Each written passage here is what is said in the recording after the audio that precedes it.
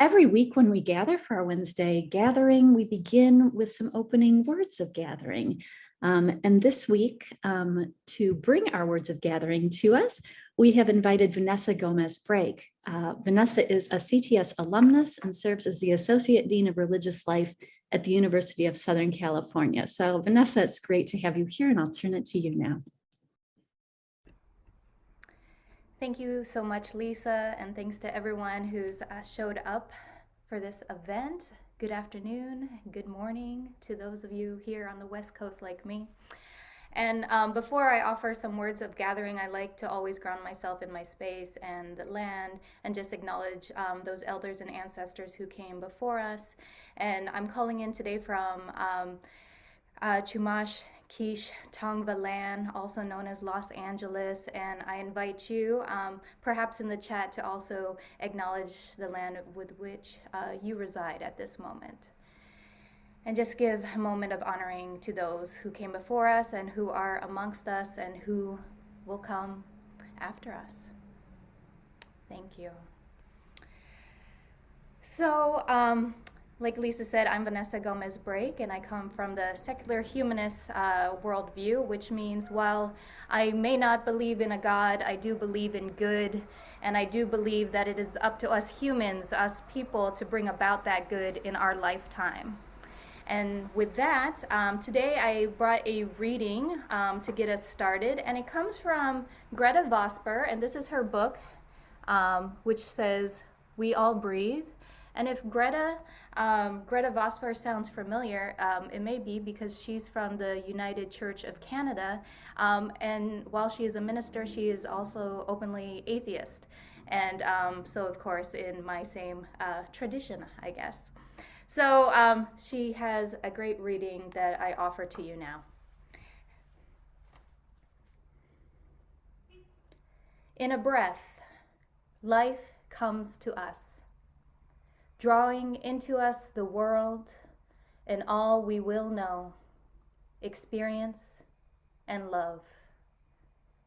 In a breath, life leaves us, our hopes, dreams, possibilities, exhaled into a vast and unknown eternity. Breathe deep the residue of what has been. Breathe deep the essence of what now is. Breathe deep the elements coalescing into what will be. All resides within us, folded into us through the living we have done, animating us in this moment of awareness, lifting us toward tomorrow's light. Breathe deep all of who we are and have been. Breathe into all that we may become. We breathe as those whose breath yet calls us to tomorrow. Amen.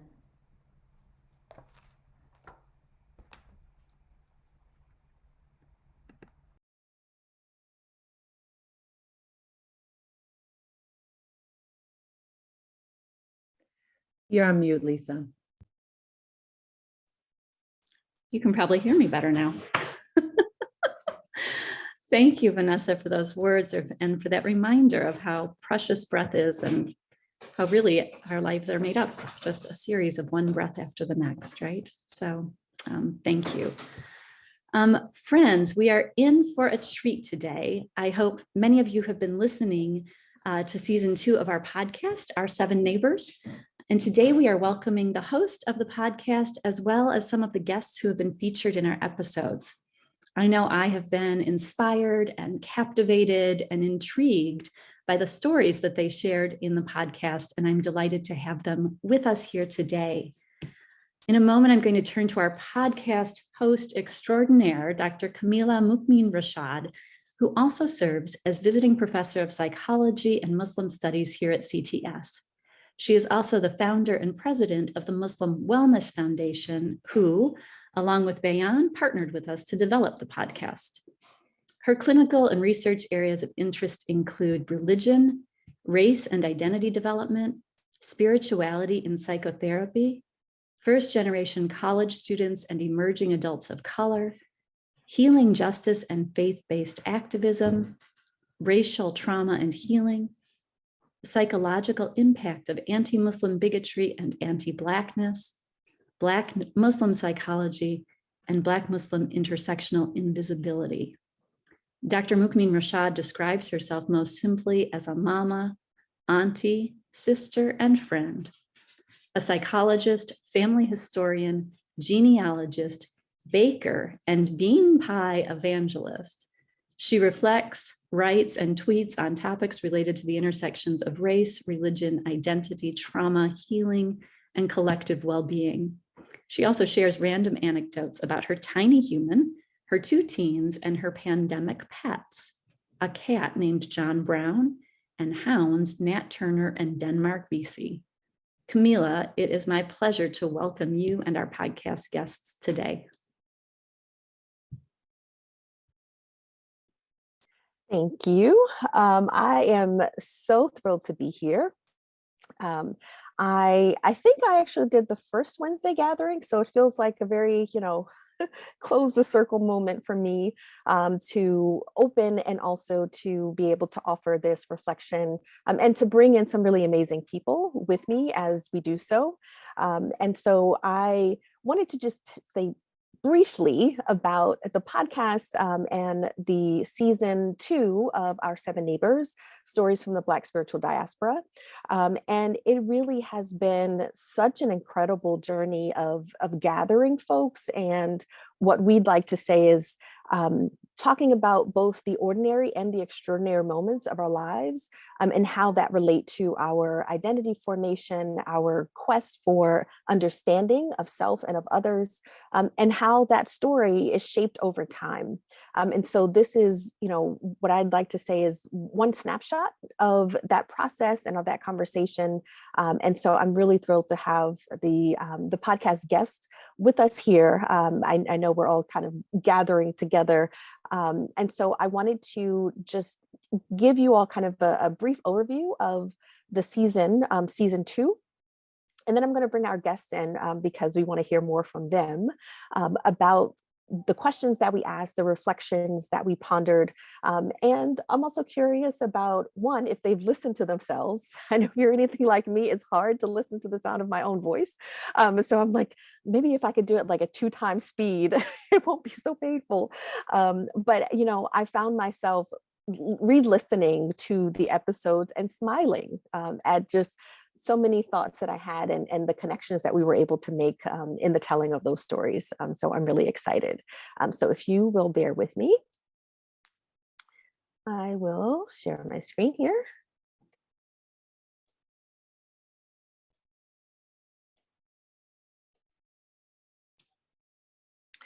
Okay. So for this season of Our 7 Neighbors, we focus on stories from the Black spiritual diaspora. And the reason is that we often talk about or have some inkling, perhaps intellectually, of what it means to live as a religiously minoritized person, a racially minoritized person. But that doesn't quite capture sort of the depth and the expansiveness of what it means to practice and to live and to believe and to think through what it means to connect with the higher power, with the divine, and however that is conceived. And so these stories allow us, again, sort of to again, just a really brief snapshot of what that looks like for those of us who are really seeking to continue this journey of self-exploration, of understanding in the midst of anti-Black racism, Islamophobia, Christian hegemony, and this fear or tendency to marginalize those that we really have no true understanding of. And so we want to say these things in our own words. One of the organizing sort of frameworks for this season is a quote from Dan P. McAdams, who's a psychologist, and he says, "If you want to know me, then you must know my story. For my story defines who I am. And if I want to know myself and to gain insight into the meaning of my own life, then I too must come to know my story. It is a story that I continue to revise and to tell myself as I go on living."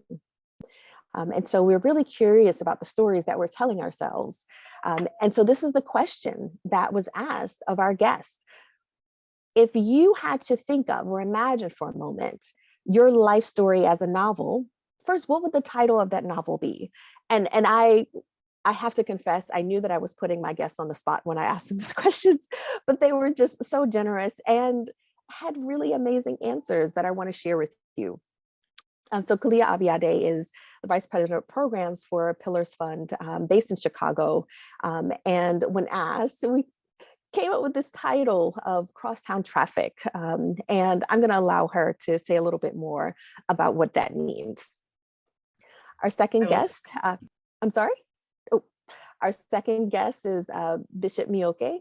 And her title was Between. And she is the first American, the first woman, the first person of mixed heritage of African American and Japanese descent to be ordained as a bishop in the Nichiren Buddhist order.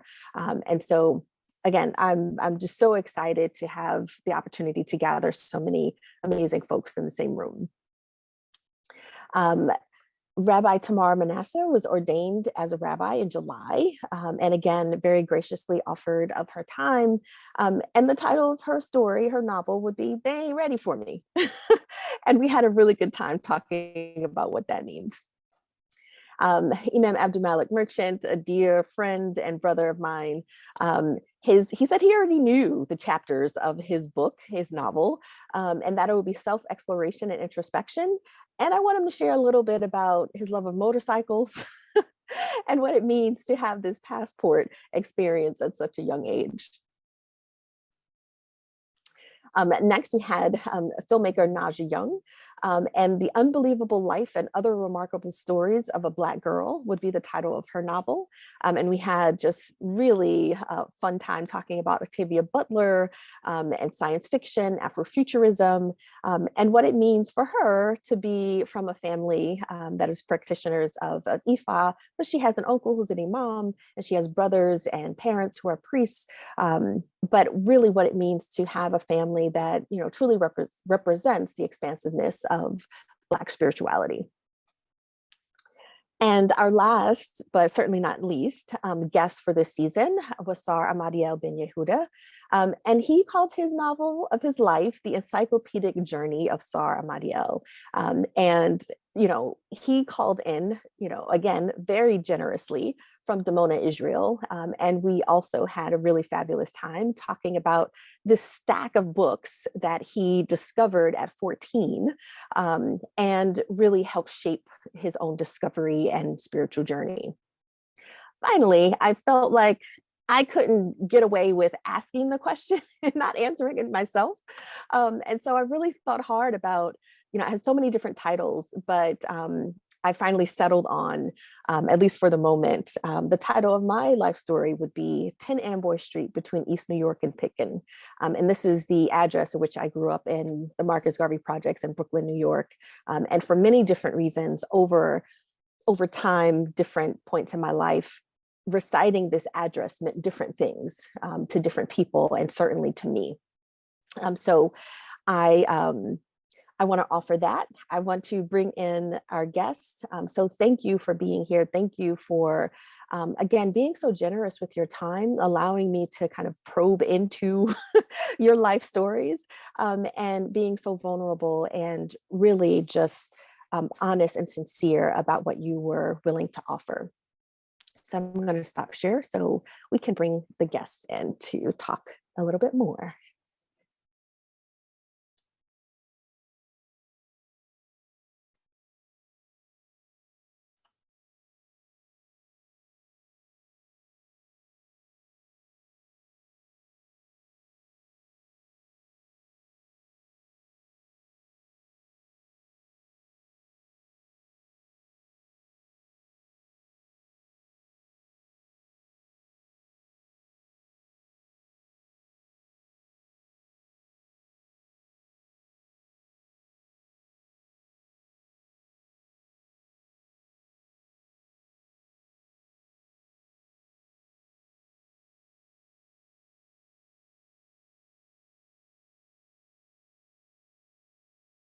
Okay, is there anyone else we're waiting for?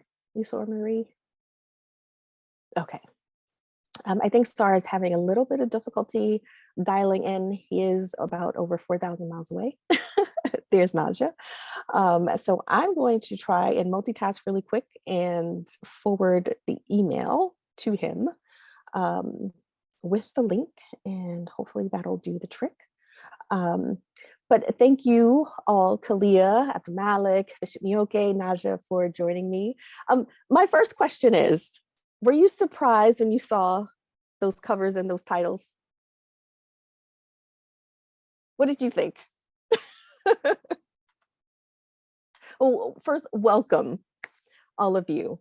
And I just want your initial reactions, your thoughts, kind of what you've reflected on since our last conversation. Not about myself personally, but when I saw those covers, I thought, these are books that I would really love to have in my library because they conveyed so much in the titles alone.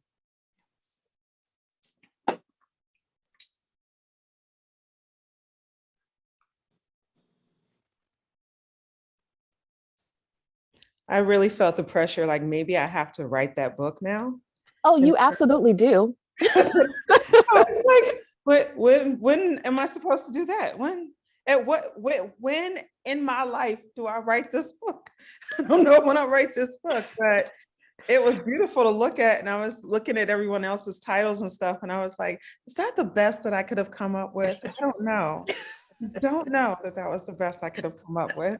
Maybe we can call it a working title, but I loved it. Absolutely. Yeah. And I was like, ooh, that's a lot. I believe in honesty in writing and in your work as a creative person. So I'm like, now you'd have to decide what you want to share with the world. Yeah. What are you prepared to share? Yes. So, you know. Definitely. I totally felt put on the spot, like you said, Camila, but I think the more I've reflected on that conversation, those two words, crosstown traffic, have just stuck in my head. And I feel similarly, like I don't have any plans to write a memoir or a book. But I have been thinking about like, what would be included, right? When you tell your life story, what's included in when you tell it yourself versus when somebody else tells your story, what gets left out and what gets included. So yeah, I'd love to have these titles on my bookshelf for sure. And not just as those like fake spines, but as the real books to read. Yes. I first thought about the graphic and I was like, there she goes again, making another amazing graphic. But then I thought about my mom who loved the podcast and my younger sister who was like, oh, I got a shout out. And so I thought about that.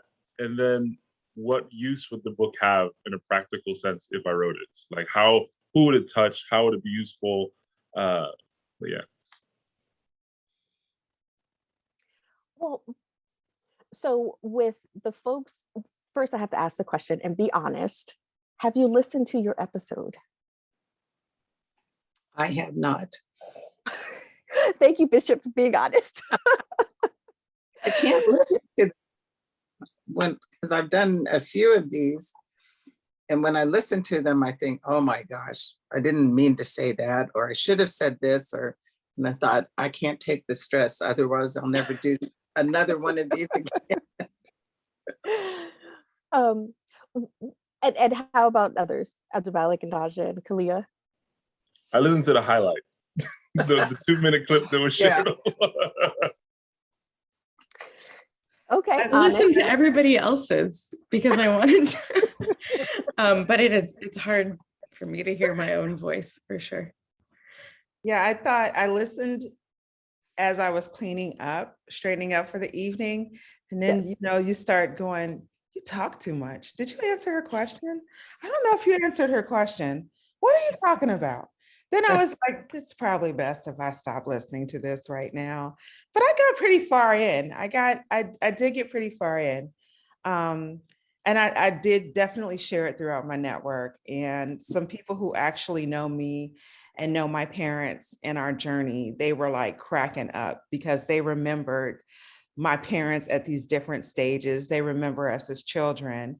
Mm. And one of my mom's best friends was like, when I was little, she told me I would, like she used to do like astrological charts, and, you know, it was the 70s. So astrological charts and, you know, some palm reading and stuff like that. And she told me when I was little that I would be a writer. And I always tell, and she totally forgot about that. And I told her, I was like, you marked me for life with that one statement, that you're going to be a writer. And so I really have always written ever since I was a little girl. And she thought it was hilarious to listen to.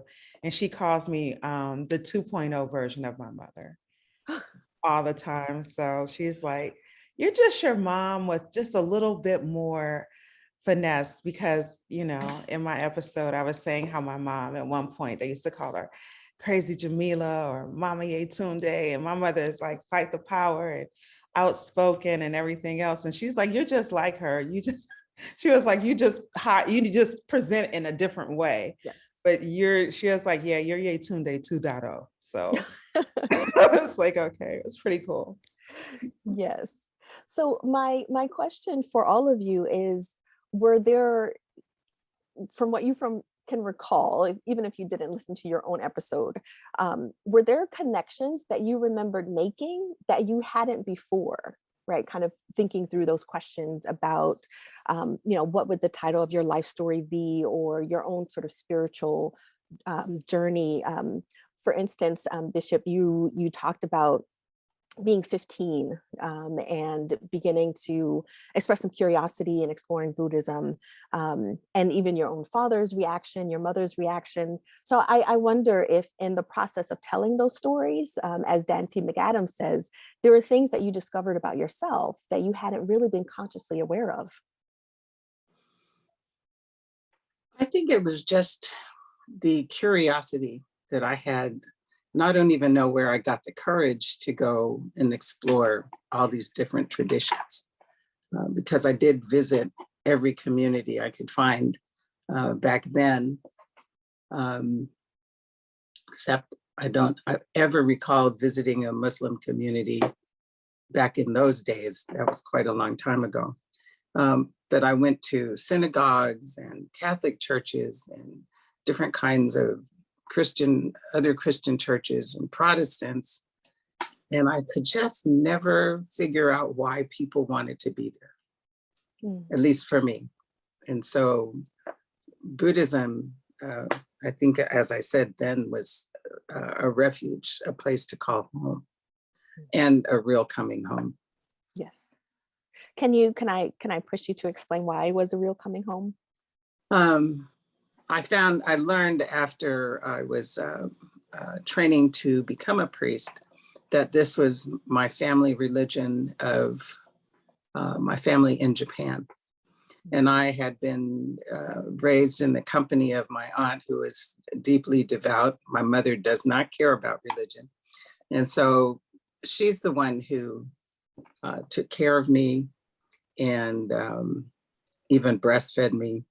And the smell of the incense and the sound of the chanting was something that was so primal that I knew I had heard it before somehow, even though I had no knowledge of it. So it was a real coming home that way. Thank you. That's beautiful. And that's one of the moments that really stood out to me. And I remember kind of gasping, like, wait, you came home and you didn't know. And I thought that was just so incredible. How about you, Kalia or Abdulmalik or Naja? Was there something in particular that kind of stood out as you began to tell your story? I think if I could share something from other stories that I feel like connected to mine, I think you and I talked a lot about, and maybe I didn't use these words, but like finding that sense of home and finding that place. And so I loved that those themes of like home and placemaking and like what that meant kept coming up. But I also loved in Naja's story, obviously talking about futurism and traveling across time and what that means to see like Black people in the future, right? Like, do we exist in the future? And Imam Abdul Malik's conversation about traveling across space, right? And I think about this a lot when I'm in airports and sometimes don't see a lot of Black people in airports, right? Even in 2021, and what that means for us to be able to move freely across time and space and be able to imagine ourselves in different places. And I had this really incredible and complicated conversation yesterday about Black Panther and what it meant for different people. And but this idea, right? Like, do we get to imagine ourselves with frivolity or joy or travel or things that aren't always so burdensome always, right? Do we get to also just be free, I guess? So those two, I just felt some kind of connection to both of these ideas about like free movement in every dimension, and especially in talking about spirituality. The first word that comes to mind is like, do we get to frolic? Like, do we get to skip down the street, and just like play games and laugh and, and I think in the process of storytelling, it is kind of drawing out, like almost like this magnetic pull to draw out, those moments where we are just playful, right? We're recalling, sitting on our father's shoulders or in his arms, as you and Bishop Miyake explained, or, just reading, right? These stories, that really have influenced. So I think into the future, right? I wonder about the impact of the stories that you have told, right? Will have for folks who are thinking about what does it mean, right? For us to exist, across time and space. So Naja and Abdulmalik, how about you?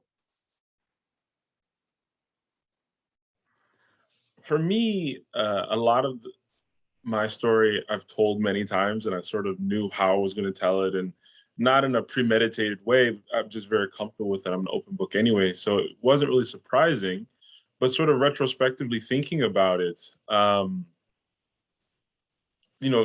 the title, self-exploration, and sort of a mini debate I got into on Twitter this morning, and how, I went to seek knowledge, right? This is something that's typically deemed as praiseworthy in our tradition, but also what that means for me as a person, and how I see myself as constantly tethering between two worlds, whether it's American and immigrant communities, or it's between traditional imams and those that are disenfranchised, or it's between all of that.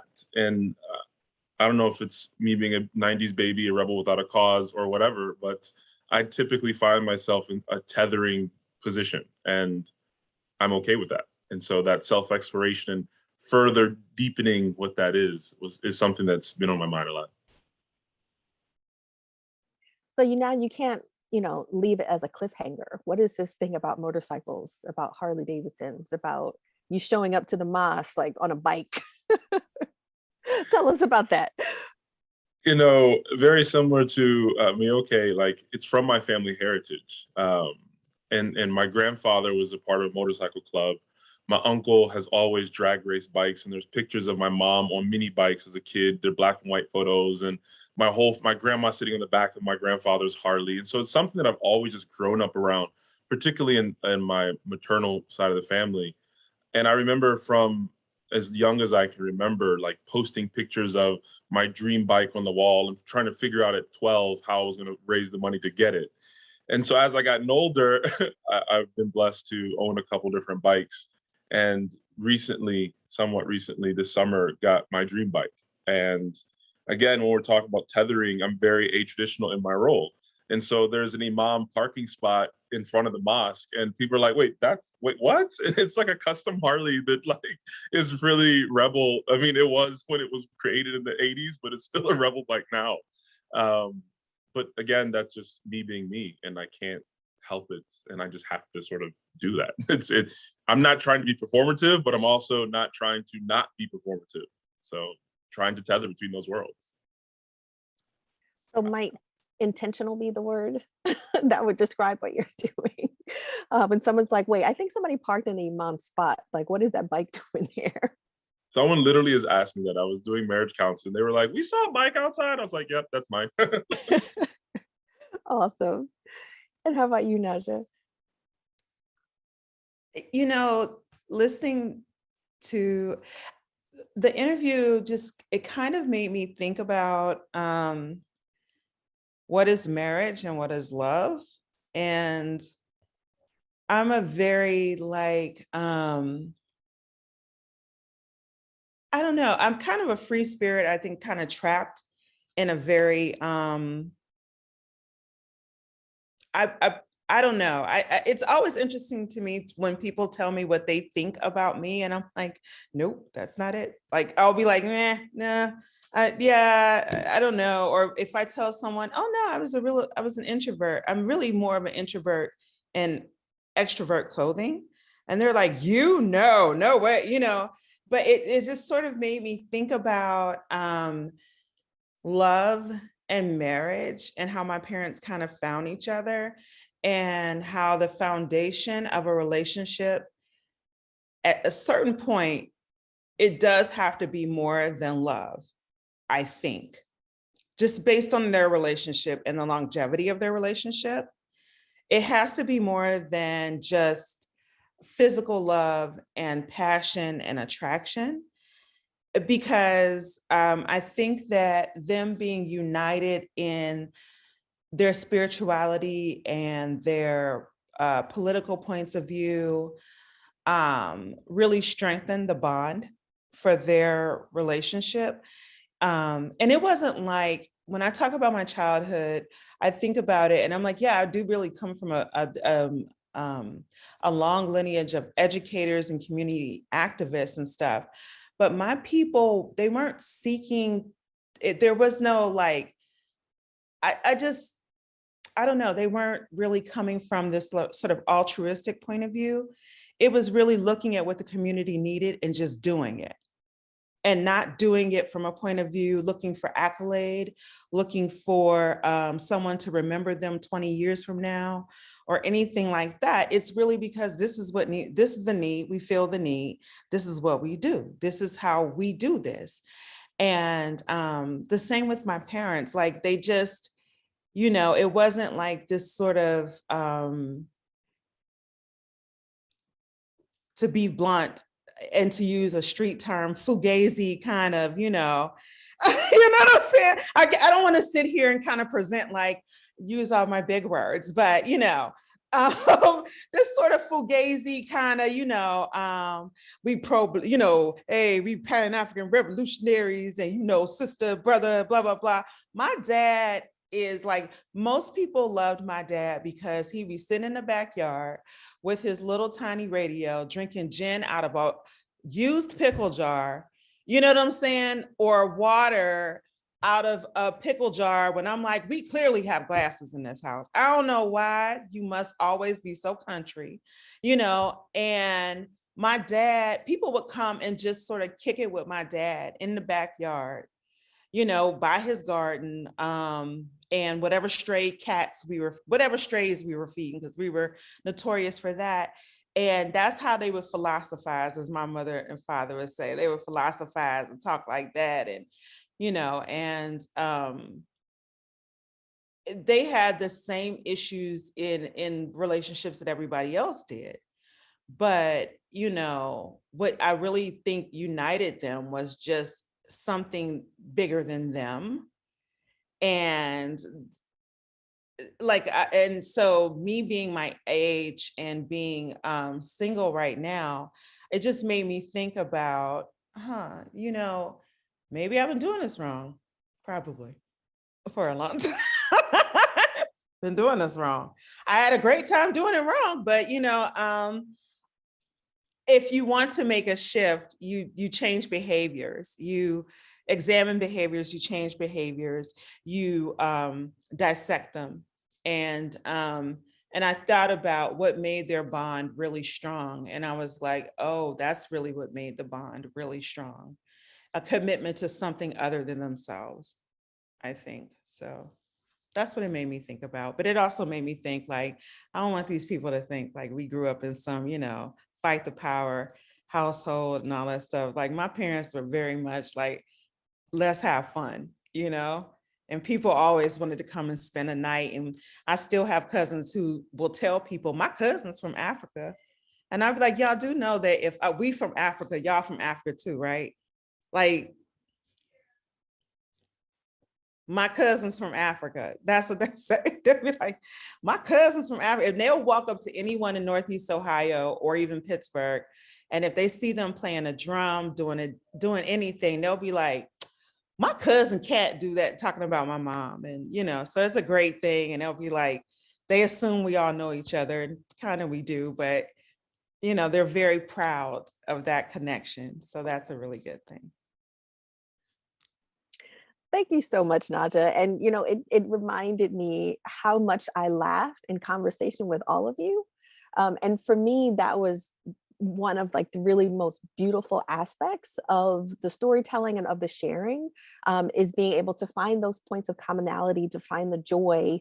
And that, as we talk about our identities and the process of integrating and understanding those identities, that it can also be a very fun, loving, happy, joyful process. And so I wonder, just kind of in thinking of what you described, Naja,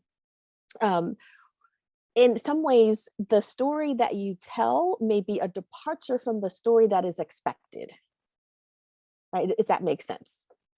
And so I wondered if you all could think of a moment where your story does depart from kind of a certain script that people want to impose on you or imagine your life to be. And so what would be a moment that kind of exemplifies, right, that departure for you in a very ordinary way, but it speaks to your truth and how you tell it? I know I might have to give you a moment because I'm putting you on the spot again. No, I mean, I know really. So I have the clean version of my story that's really neat and packaged and whatnot. But then when we get in the nitty gritty, like I did a marriage workshop this weekend with another female scholar, and they were talking about arranged marriages. And I was like, well, I was in an arranged marriage at 19. It didn't work. And I have a daughter that's 11 years old, lives in Texas. They're like, whoa, whoa, whoa, whoa. That was a lot really quick. And I was like, yeah, it is what it is. And so like having those things, like what does arranged marriage mean in American context? How you as a Black guy were in an arranged marriage? What does that, were you forced? Were you not forced? All of those things. I love dropping that bomb on people. Thank you for sharing that. How about you, Bishop or Khalil or Naja? When the departure happens. I think people, honestly, with Black folk, when you're different, when you're not Christian, the first thing Black folk assume is that you are Muslim, right? And my mother grew up wearing geles or head wraps. Like my mother wore head wraps all the time, and I do too. Like it's nothing, it's not a state, like that's just me and my fashion and how I'm feeling that day. And, I'm a rock a gele, a head wrap, and, and so people have these ideas about me. And I think, because of what we do, I work in academia and all these different things, or depending on how they meet me, they just really have this idea of who I am that I'm just like, I like to have fun. I like to kick it. I can dance. Okay. And I can't sing, but that won't stop me from singing. And, I'll be like people say things to me, they'll assume that I have these roots in like a Black Baptist or Pentecost Protestant church. And I'm like, not really, not even on the sides of my family that are Christian, not so much. And then, something will come on, some trap music or Project Pat or something. And I'm like, bald-headed scallywag ain't got, and they're like, what? You know this song? And I'm like, yeah, I like rap music. I was raised on rap music. I love hip hop. Yeah, I don't agree with the misogyny and the violence because I'm a thinking person, but I'm a walking contradiction just like everybody else, and I'm not Muslim. And people be like, sister, that's not haram, or that's haram or what. And I'm just like, I mean, I know what you're saying, but I'm also not Muslim. Thank you. I want a pork chop. Thank you. You know what I'm saying? And I spent many years as a vegetarian. And when I stopped being a vegetarian, it did shock a lot of people because I was a vegetarian for 20 years, over 20 years. And they were like, what made you start eating meat? As I was like, I needed a lifestyle change for my health. And once I did that with the consultation of a medical professional, I did it. And guess what? I'm still here. Nothing happened. I didn't get struck by lightning. My stomach didn't explode with worms. I went to the bathroom just fine. Thank you very much. Get your life. Like, people can't handle that, and they want to pigeonhole you into one thing and to their image of who you are. And I've really been, in the last, I would say 5 to 10 years, working to express myself and who I truly am and not be worried about that, and being accepting of, yeah, I'm a walking contradiction just like you, and some things aren't contradictory. I just like them, and it is what it is. So, That I think that really resonates with me.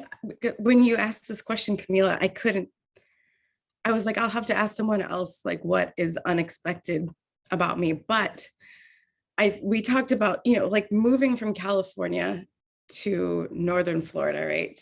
To the pretty deep South at age 14. I felt like I had a lot to prove all the time, right? And I always needed people to know like who I was when I showed up. And especially as somebody who was Black and Filipino, not fitting into these boxes. And I am Black, I am, right? Like, I kept feeling like I needed to like, just sort of justify my presence in a space. And even so much so, I probably have never said this to anyone, but like, I would intentionally go into my dorm room first and put up all of my, like Angela Davis and Malcolm X and everything all over my side of the wall, because I lived in the same town where I went to college, like a family was there.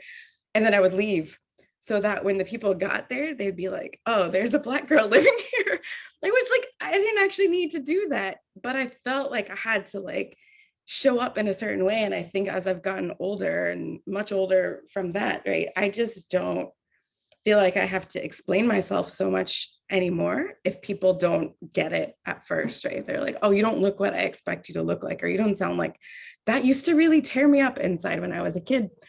But I will say a few years ago, I was just having a casual conversation with somebody I've known for years, somebody here in the community. And she's like, wait a minute. It's like, she saw a picture of me with my father. And she was like, wait a minute, you're Black? And I was like, yeah. And she's like, that changes everything. She's a non-Black woman. And I was like, please tell me, like, please elaborate. I need to know what just happened here. And I'm very confused right now, but I think that's the first time I've actually thought about that in years, when this woman sent this to me. And I was just like, all right, it is what it is. Like, I'm gonna just stop there because this could get not cool. But it just used to occupy a lot of my space, needing to like be fully one thing or another. And I really appreciated a few years ago, Trevor Noah was like, why do I have to be half and half? Why can't I be twice as nice? And I was like, I'm going to use that all the time and just stop. So I'm curious now. I want to go like ask people who know me, or I don't know. Apparently for this one woman, that was a thing that surprised her about me. But I don't know. I'm curious now. You always like make me think about things I didn't want to think about, or didn't know I didn't want to think about. Well, thank you for indulging always my questions. And Bishop, I'm curious as to your response to that question as well. I probably forgot the question, but I'm thinking just the whole identity thing and that keeps coming up, because I recognize still to this day, to a great many folks, I'm not Black. And so when I show up knowing certain things or eating certain foods, it kind of freaks them out. It's like, why do you like that? Or they ask, have you ever had chitlins? I say, yes, I have. Do you eat them now? No, I don't. But just the cultural things, it made me think of when Naja was talking about her dad. My dad and his buddies would get together and burn barbecue. religiously. It was always burnt barbecue because they would get so engrossed in what they were doing or watching the football game that everyone would say, oh God, Dad's gonna barbecue today. We better eat somewhere else, you know. But we always had these gatherings that were barbecue on one hand and, you know, sushi on the other, or watermelon and sushi and things like that. So that was normal. And so I never thought that that was unusual until I started bringing people to my home and they would talk about the weird food that we would eat. But it's a tradition that continues even down to my grandchildren, who all like to eat weird food. And every single generation has pictures of the kids all eating plain rice out of a big bowl or the rice pot. There's a picture of every kid with that rice pot. And every kid has miso soup and rice for breakfast. So it's just continuing with that stamp of olive, that's part of who we are, and sending it on out, you know, as you said, across space and time, that continues, that they know where they came from. And what's so fascinating to me today is witnessing the richness and the fullness of our experiences. You know, I saw, there was a movie on Netflix called The Harder They Fall. I don't know if everybody's seen that, but it totally blew my mind because I'm thinking, this is so multidimensional. This is showing us as real people that you could reach out and touch all of the experiences that these people were having, just like if they were not Black people, they were just like anybody else. And it shattered something for me. It made me realize that how much our times are changing now, even as there are so many forces trying to make them go a different way. And I remember the line Donna Brazile said so long ago, that we will not go back. Hell no, we are not going back. Yes, thank you. Thank you so much. And, you know, the hour always kind of comes to a close so quickly. But I wanted to, one, kind of make transparent a point that may not be obvious.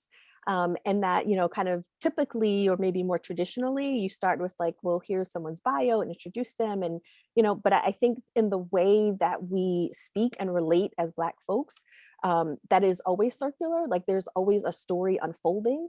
And so if someone feels like, wait, I didn't get the beginning, or wait, did we start in the middle, or that is the relationship, right? That's like, you begin where you are and you learn like as you go. And so that there is a way that life unfolds, so that there isn't this discrete starting point and discrete ending point, right? And so when you enter into conversation or relationship with someone, it is respecting that there has been a flow, there has been a journey, there has been life unfolding. And so if there is a desire to say, wait, you have to start from the beginning, that can be very disrespectful, right, to the richness of someone's story. And so it's more on the part of the listener to pause, right? And I don't know how many people jump double dutch, but sometimes you just gotta like catch the beat and jump in, right? Right? Like jump in, right? And try not to get slapped in the face with the rope. But, you know, you really think about, am I listening to the person's voice, their tone, right? The laughter that's underneath the words that they're expressing. And you can hear so much more. And so I just wanted to kind of make that almost like a point of narration, that this is the way we speak and share, right? Is to begin where we are.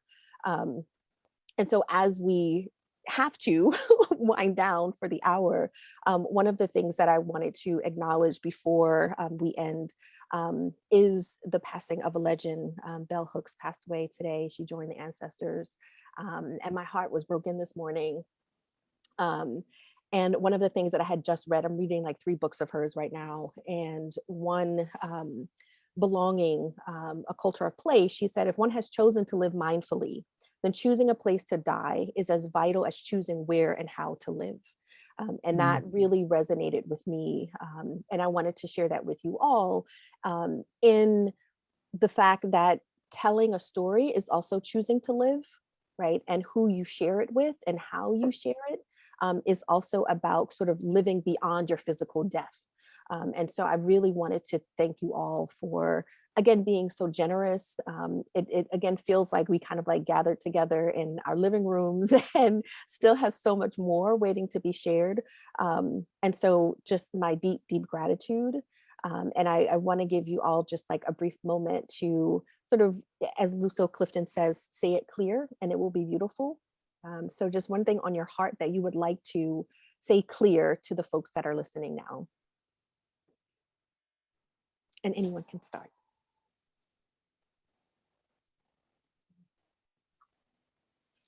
That it's important for us all to be real, to share our truth, and not worry about what anybody thinks about what we have to say.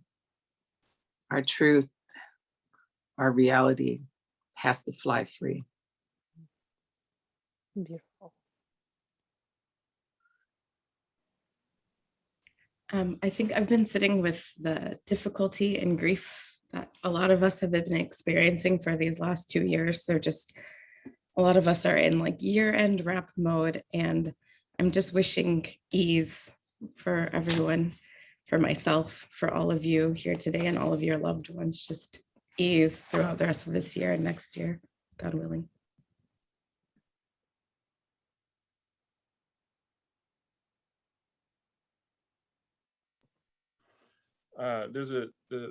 Building off what Bishop Mioke said, there's a tradition in Islam that whoever knows themselves knows the divine. And so keep asking questions, keep exploring, keep peeling the onion to be true, to know yourself, so that you can let that light shine to everyone else.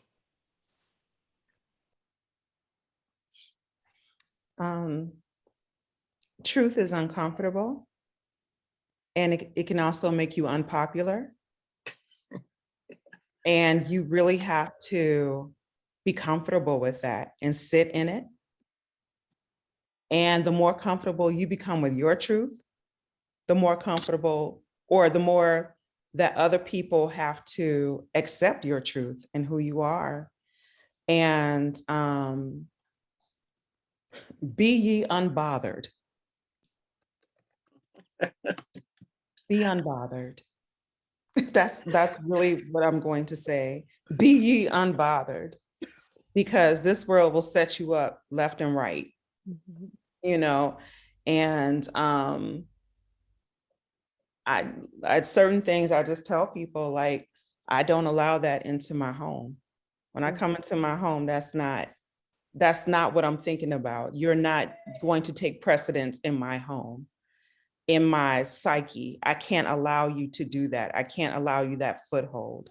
So I'm going to choose to be unbothered by that. And I'm going to be truthful with myself, even if it hurts, because the first person truth can hurt is yourself. So. Absolutely. And I look forward to listeing to every Yes. single podcast, because I'm like, I gotta know now. I gotta know. I gotta know. Same here. Thank you so much. So knowing yourself, being unpopular in that truth, wishing ease, and being unbothered is sort of the word and the lesson for today. And so please do listen to those episodes.